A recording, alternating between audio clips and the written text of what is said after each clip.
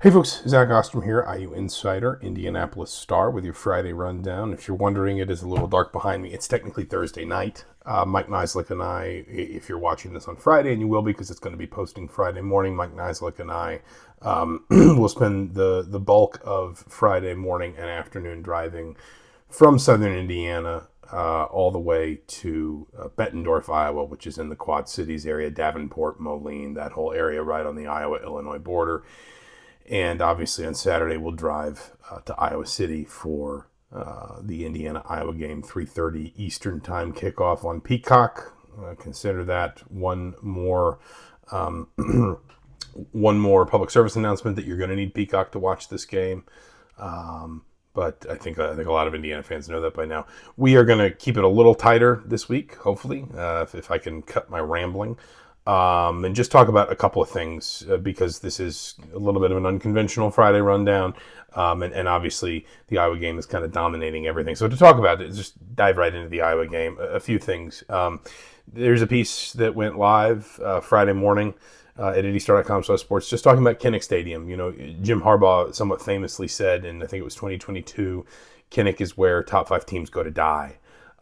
There is form historically under Kirk Ferentz for Iowa either pulling upsets or at least defeating top 5, top 10, top 15 teams at Kinnick. You know, Harbaugh was referencing a game that Michigan lost there in 2016, right after they'd beaten, I think it was Penn State, or either that or Iowa had just lost to Penn State and Michigan had beaten them earlier in the season. Of course, I think a lot of people probably remember Ohio State going there after an emotional comeback win against Penn State the week before in 2017 and losing 55 to, I think it was 24, just an absolute boat racing of a game.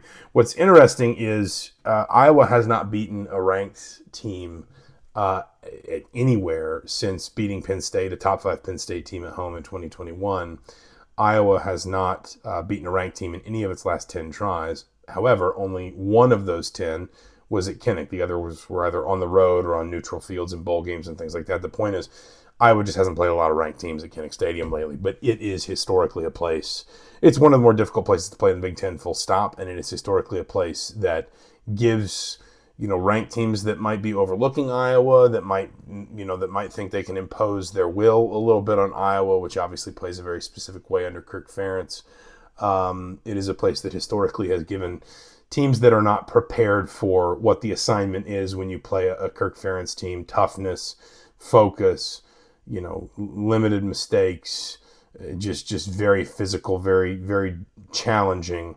When you're not prepared for that, Iowa at Kinnick can become a nightmare really quickly, and Indiana's got to be prepared to grapple with that. Because it's worth saying, you know, Curt Cignetti's not really won a game at one of the traditional Big Ten venues yet. And I mean, this is only his 5th Big Ten road game, but when you think about so many of the things he's crossed off of, you know, sort of the list so far, whether it's things he's accomplished at Indiana, things Indiana hasn't accomplished in many, many years, you know, Cignetti has been able to kind of put a lot of firsts, you know, in sort of in the chest, so to speak.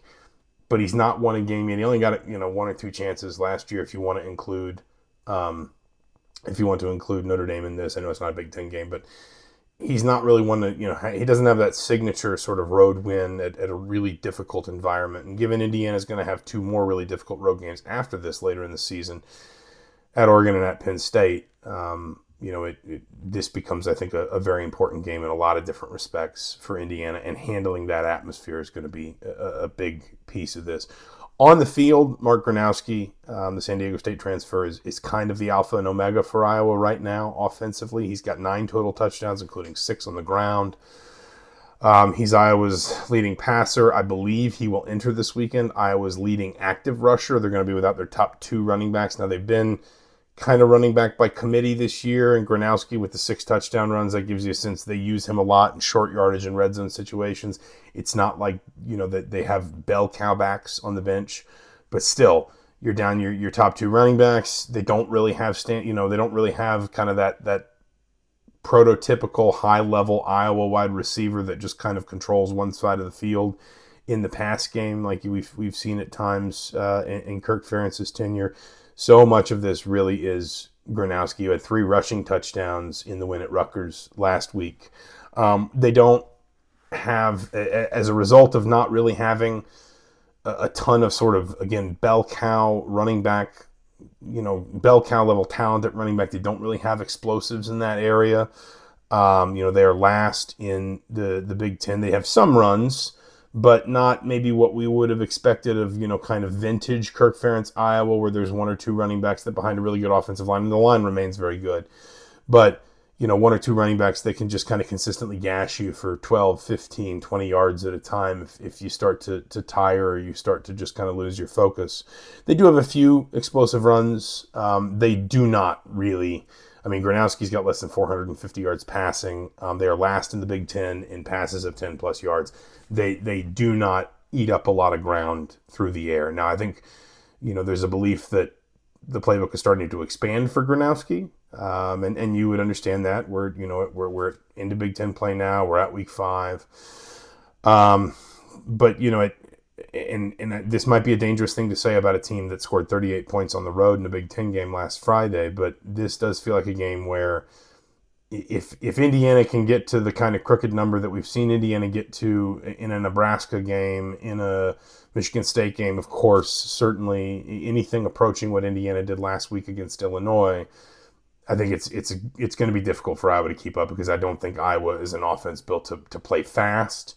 To play a high possession game. I think Iowa's going to want to shorten this game and keep Indiana's total number of possessions to a minimum, and to play from behind. And so, those are probably not that surprising, but still, it is, even with the new offensive coordinator, there are a lot of very sort of familiar Kirk Ferentz fingerprints on this team.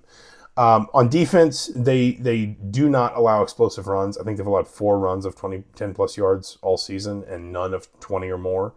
They don't force a ton of turnovers. They also don't turn the ball over. I think they forced 2 this season, and they've only turned it over twice. They are one of the least penalized teams in the country. That's another Kirk Ferentz sort of staple. I think probably Iowa, Phil Parker, Iowa's defensive coordinator, would like to see more turnovers, because, historically, Iowa's been a very good team in the turnover department. Indiana, of course, has been very, very good in ball security this season. I think +5 right now in turnover margin. And if Iowa can kind of continue to develop that, then I think there's a hope that maybe the defense goes up another level. But I think there's also a bit of a sense that, from talking to people around Iowa, including our old friend Tyler Tachman, who covers the Hawkeyes for the Des Moines Register now, I think there's also a sense that defense doesn't quite have the level of sort of experienced talent that we're used to seeing from Iowa teams, that maybe some of the talent's there, but it's in younger, less experienced, a little bit more mistake-prone, players, and Indiana's obviously going to try and capitalize on that. It is also worth saying Iowa's gotten burned a little bit through the air. Ethan Kaliamakis, the Rutgers quarterback, threw for, I think, 330-something last weekend. Forgive me, I should have these stats in front of me. I keep saying I think. I don't have them right in front of me. But he went for 300-plus last weekend. Didn't throw a touchdown pass, did throw an interception, so that gives you a sense of maybe Iowa being able to limit certain things. But still, if you're Indiana, you're going to study that Rutgers film closely, because Rutgers was able to hit Iowa through the air. And it's worth saying Iowa's allowed 22 passes of 10-plus yards, 10 passes of 20-plus yards. Those aren't disastrous numbers, but they are certainly not numbers in line with the stingy sort of Iowa defenses that we've grown accustomed to seeing under Phil Parker and Kirk Ferentz. And so I think, if you're Indiana, this is a game I think you look at and you think it could be one where if you can get Fernando Mendoza into a rhythm quickly, and Iowa's still very good up front, so, that's going to be more of a challenge. I think Fernando Mendoza is probably going to have to be stronger in the pocket in this game than he has at any other point so far this season. But if you can get Mendoza into an early rhythm and you can get a couple scores on the board quickly and make Iowa feel like it's playing from behind, that's where I think Indiana wants to be in this game. You don't want to get pulled into a familiar sort of, Kinnick, Iowa, that Michigan game in 2016 that I referenced earlier. Michigan lost that game 14-13. Iowa scored, I believe Iowa scored with 2 field goals, a touchdown without an extra point, and a safety. So, that's the kind of game Indiana can't afford to get into, Saturday at Kinnick Stadium. We talked a lot more about this on Mind Your Banners. You can either watch that here on the YouTube channel. It's down the feed just a little bit, not very far. or you can listen wherever you get your podcast, Apple, Spotify, and so forth. We also did talk to Tyler for a separate Mind Your Banner special previewing Iowa. We're going to try and have a few more of those as the season goes along with some of these bigger Big Ten games in particular, kind of get a feel sort of over the barricade on the other side of some of these big games for Indiana. Because, listen, the more Indiana wins, the more these games take on, that added level of importance, because I think it's fair to say that Indiana, especially if it can leave Iowa City with a win on Saturday night, is going to be back firmly in the playoff conversation in a lot of people's minds nationally. What is fascinating, and this in the business is what we call a segue to the other thing we're going to discuss briefly today, tonight, however you want to see this, is the question of what that playoff looks like. Not this year. This year it's locked in at 12. There's been so much discussion of whether or not we're going to get to a 16-team playoff or something greater than that in 2026. I bring this up because there was a commissioners meeting at Big Ten headquarters in Chicago this week. I'll give credit where it's due up front. Ross Dellinger from Yahoo Sports wrote some really good stuff covering that meeting. Not a lot happened from a playoff perspective, and there were other things that were going to get discussed at these meetings. This is like all the commissioners, and in particular, it's not limited to, but in the CFP discussions, it was going to be the 10 FBS commissioners plus Notre Dame's athletics director. That's kind of the 11-person crew that deals with the CFP specifically. Not a lot really got decided. The boulder has rolled up the hill just a little bit with the SEC and the ACC committing to going to nine conference games, and then going even really a step further and saying everyone's got to play a 10th game out of conference as well. That's a Power 5 or a Power 4 opponent. Some of that was to put pressure maybe on the Big Ten. I think some of it was also just to say, if Georgia's got to do it, if Clemson's got to do it, if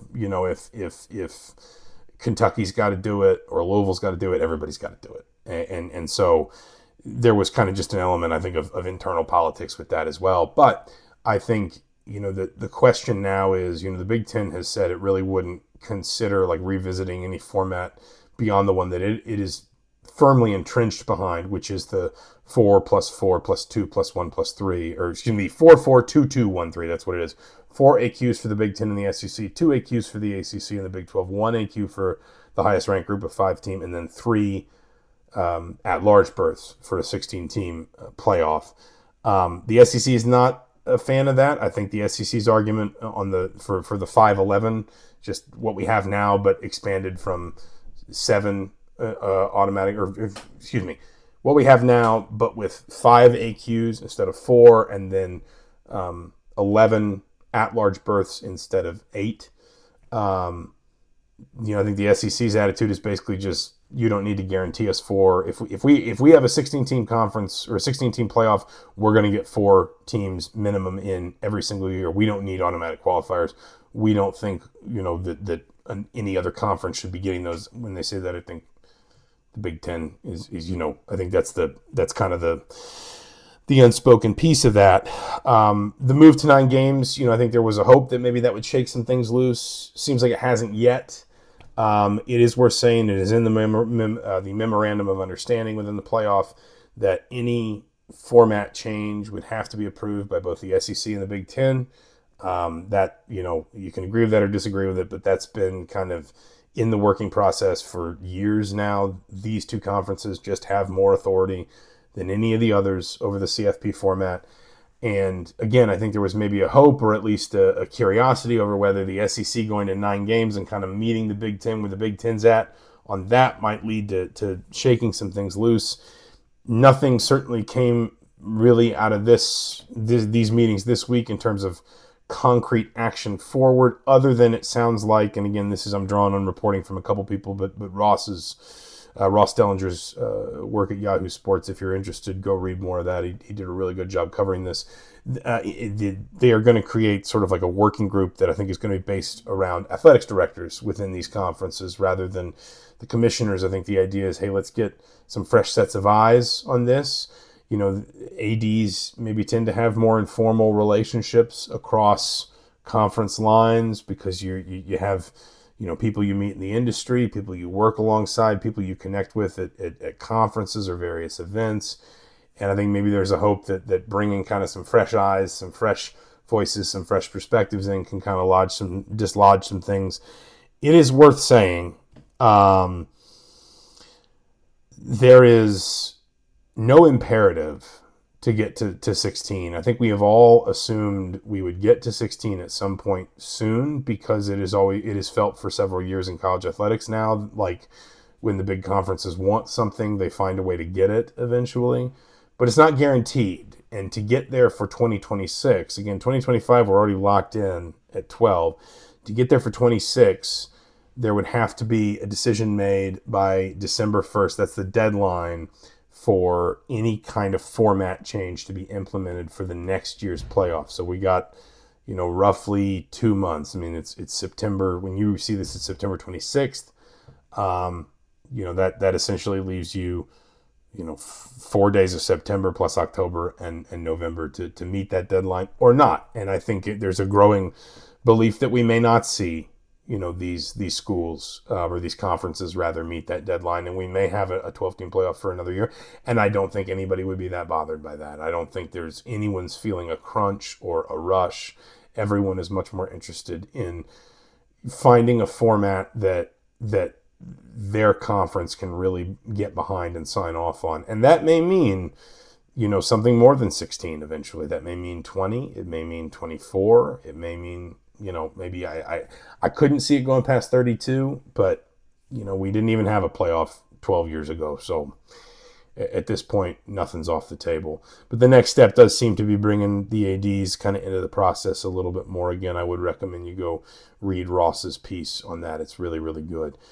We did go longer than I meant to today, but I thought it was important to kind of talk about that playoff stuff because, listen, it really could have some implications, I think, on Indiana in the not-so-distant future for a whole host of reasons that we don't have to get into tonight. But I think it's important for IU fans to just kind of know where that stands at the moment and where it's going next.